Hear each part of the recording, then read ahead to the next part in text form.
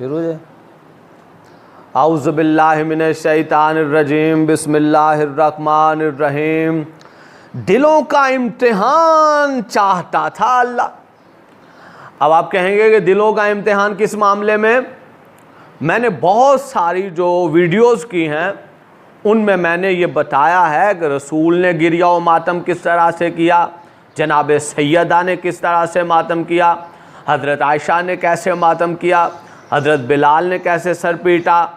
حضرت اویس کرنی نے ہونی ماتم کیسے کیا۔ یہ سارے ماتم میں نے آپ کے سامنے رکھ دیے، اور پھر قرآن کا ایک ماتم جو ہے کلپ میں آیا ہے، لیکن تفصیل ابھی آپ کے سامنے جناب سارہ کے ماتم کی رکھوں گا۔ ایک سوال ہے اور ایک اعتراض بھی کیا جاتا ہے کہ اگر اتنا ہی یہ لازمی امر تھا،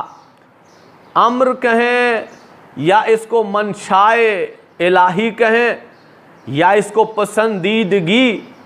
اللہ کی کہیں، تو یہ ساری چیزیں آ جائیں گی اس میں۔ یعنی اللہ اتنا ہی پسند کرتا تھا صادقین کے اس طرح ساتھ دینے کو کہ ان کے جشن بھی منائے جائیں، ان کی شہادت بھی منائی جائے، تو پھر اللہ قرآن میں حکم دے دیتا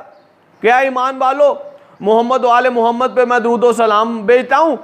اہل بیت پہ درود و سلام بھیجتا ہوں، چلو تم بھی ان کے جشن مناؤ گے جب یہ دنیا میں آئیں گے، اور جب یہ دنیا سے جائیں گے مظلومانہ شہید ہو جائیں گے تو ان کے غموں میں ماتم بھی کرنا، گریہ بھی کرنا، بات ہی ختم ہو جاتی، ہاں یہ سارا معاملہ ہی نہ ہوتا۔ دیکھیے علی کے دشمن اور مولا کائنات کے دشمن اور آل نبی کے دشمن بڑے بڑے عجیب راستے اختیار کرتے ہیں۔ فار ایگزامپل، مثال کے طور پہ اگر قرآن میں آ جاتا کہ ہاں ایسا کرنا ہے، تو مجھے یہ بتائیے کہ کوئی ان کے جشن میں شریک ہو جاتا خوشیوں میں، اور کوئی ان کی شہادت کے دنوں پہ گریہ و ماتم کرتا اور جلوس عزا میں اور مجلس عزا میں چلا جاتا، تو مجھے سوال کرنے والا ہی بتا دے کہ کس طرح سے آپ کو یہ علم ہو جاتا کہ یہ جو آ رہا ہے ان کی خوشیوں میں جشن منانے کے لیے یا ان کے لیے گریہ کرنے کے لیے ماتم کرنے کے لیے، کیسے پتا چلتا کہ یہ جو ہے وہ اپنے دل کی آمادگی کے ساتھ آ رہا ہے یا دل کی بیزاری کے ساتھ آ رہا ہے؟ ہاں پھنس گئے نا؟ اس کا جواب نہیں آئے گا،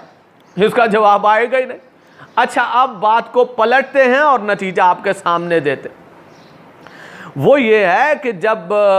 ماتم کیا خود جناب رسول خدا نے، تو کیا اللہ نے حکم دیا تھا کہ اپنے نواسے اور بیٹے کی مظلومیت کی اور شہادت کی خبر سننا اور اپنی بیٹیوں کے جو ہے وہ چادریں چھن جانے کی خبر سننا تو گریہ و ماتم کرنا؟ نہیں، ام ایمن سے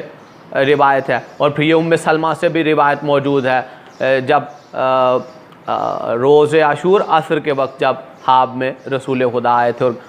ام سلمہ تم سو رہی ہو، ادھر تو میرا گھر اجڑ گیا، تو یہ روایت تو رسول خدا کو اللہ نے حکم دیا تھا؟ نہیں۔ اب آپ کہیں گے کہ حضرت عائشہ نے ماتم کیا رسول کی وفات پر، اور کیا رسول اللہ نے انہیں کہا تھا؟ نہیں، بالکل نہیں کہا تھا۔ پھر اس کے بعد جناب بلال نے ماتم کیا، اویس کرنی نے ماتم کیا، رسول نے کہا تھا؟ نہیں، بالکل نہیں کہا تھا۔ پھر اس کے بعد آپ دیکھ لیجئے جناب سیدہ نے ماتم کیا، کہ رسول نے کہا تھا؟ نہیں، بالکل نہیں کہا تھا۔ پھر اس کے بعد آپ دیکھ لیجئے کہ جناب امیر المومنین سے لے کے امام حسن مجتبی، جناب امام حسین مظلوم کربلا، اور سب سے بڑی بات جناب فاطمہ الزہرا سلام اللہ علیہا نے، ان میں سے کسی نے بھی کسی حجت کے لیے یہ کہا ہو کہ دیکھو ان کی خوشیوں میں خوش رہنا اور ان کے لیے ماتم کرنا نہیں کہا نا؟ ٹھیک ہے، یعنی کربلا میں جناب زین العابدین علی بن حسین صلوات اللہ کا خون رونا ثابت ہے، اور جناب سیدہ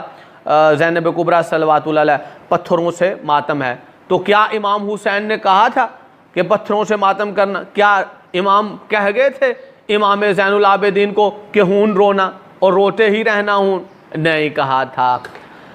پھر میں آپ سے سوال کروں گا کہ پھر یہ جو سارے ماتم ہوئے یہ تقریر رسول سے، تقریر آل رسول سے ثابت ہیں، منع کسی نے نہیں فرمایا، ٹھیک ہو گیا۔ جب منع نہیں فرمایا تو مجھے آپ جواب دے سکتے ہیں کہ پھر یہ کیسے ہوا؟ تو ہر کوئی یہی کہے گا کہ یہ تو محبت و غم میں ہو جاتا ہے، یہ کوئی نیت کر کے تھوڑا ہوتا ہے، یہ تو محبت اور غم میں ہو جاتا ہے۔ چلیں محبت اور غم میں ہو جاتا ہے نا، محبت اور غم جو ہے یہ ایک نیچرل، ایک پیور، جسے آپ کہتے ہیں جذبہ ہے، خالص جذبہ ہے محبت و غم، یہ محبت میں غم اور خوشی کسی کی منانا، ٹھیک ہے۔ اب یہاں پہ ہی رہیے گا، نتیجہ آخری لائن میں دے رہا ہوں۔ اگر اللہ حکم دے کر قرآن میں اور رسول بار بار اپنی حدیث میں حکم دے کر اللہ محمد و آل محمد کی خوشیوں کا حکم دیتا ہے، ان کی خوشیاں منانا، جشن منانا، چراغاں کرنا، اور پھر اس کے بعد ان کی شہادت میں ماتم کرنا، گریہ کرنا، اور آہ و بکا کرنا، واویلا کرنا، رونا، ان کا ساتھ دینا ان کی مظلومیت میں، اللہ قرآن میں یہ کہہ دیتا، رسول اپنی حدیث میں بار بار تاکید کر دیتے وہی جو اللہ قرآن میں کہہ چکا تھا۔ تو مجھے بتائیے ان کے جشن ہوتے اور ان کی شہادت منائی جا رہی ہوتی، یعنی ایک طرف خوشیاں اور دوسری، جب پہلے خوشی منائی جاتی ہے ان کے جشن اور سارے مسلمان آ جاتے، دوسری طرف شہادت منائی جا رہی ہوتی، عزاداری، ماتم داری، سارے مسلمان آ جاتے، تو پھر وہی سوال آپ کے سامنے ہے کہ کس طرح سے پتہ چلتا کہ کون ہے کہ جو ایمان لے کے آ رہا ہے اور کون ہے جو دل میں نفرت لے کے آ رہا ہے؟ تو اللہ کو دلوں کا امتحان مقصود تھا، اس لیے اللہ نے حکم نہیں دیا، رسول نے حکم نہیں دیا اور منع بھی نہیں فرمایا، اس لیے کہ پرکھا جائے اپنی محلوق کے دل کو۔ وارے میں قربان جناب مظلوم کربلا کے غم پر اور محمد و آل محمد کی خوشیوں پر اور عزائے مظلوم کربلا پر، ماتم حسین پر، غم حسین پر میں قربان۔ اللہ نے اپنی توحید پر ایمان کے لیے عشق محمد و آل محمد کو اور غم مظلوم کربلا کو، غم آل نبی، غم سادات کو شرط رکھ دیا، دلوں کا امتحان رکھ دیا، دلوں کے لیے امتحان رکھا ہے تو عشق آل نبی کو، غم اہل بیت کو۔ اب جب حکم نہیں دیا تو ان کی خوشیوں میں وہی چلا آئے گا اور ان کے دکھوں میں وہی ماتم اور گریہ زاری کرنے آ جائے گا کہ جس کا دل جو ہے وہ مومن ہے، اور جو ان سے دور دور رہے گا ان کی خوشیوں میں اس کی شکل بگڑ جائے گی، اور جب ان کی ماتم اور گریہ زاری ہوگا تو وہ تڑپتا ہوا دور اس طرف رخ پھیر لے گا، تو پھر اللہ مہر کر دے گا کہ فرشتوں اس کے دل اور اس کے دماغ اور اس کے منہ پر ٹھپا لگا کے آؤ منافقت کا، کہ یہ ہے وہ کہ جس نے میری حجتوں کے ساتھ منافقت کی۔ دراصل میری حجتوں کے ساتھ منافقت اور بغض اور کینہ اصل میں مجلہ کے ساتھ بغض اور کینہ ہے۔